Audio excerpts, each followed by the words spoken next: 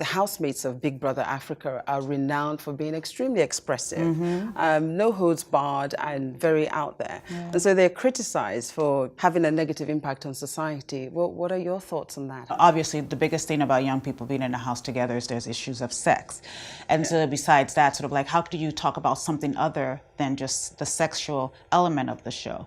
And so really trying to look at, okay, what are some of the social things about this, actually some of the social consciousness stuff about this show? So first of all, I had to go watch the show and learn more about the show. And what I thought was really interesting about Big Brother Africa was that it had participants from so many different countries. Absolutely. And so Africans were actually using this to learn more about each other. And if you realize, I think at the same time, and you look at the same time of what happened with Africa Magic, there's been a huge explosion of just much more understanding and even like colloquialism going across the continent. So people using each other's jargon, each other's slang.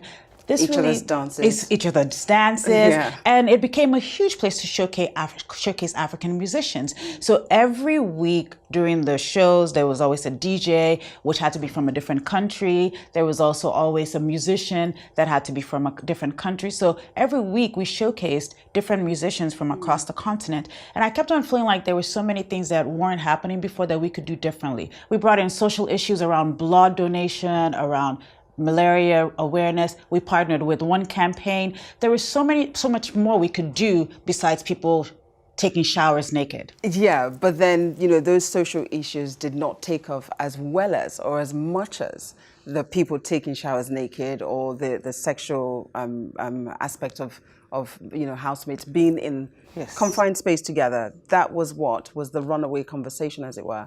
That is what makes news.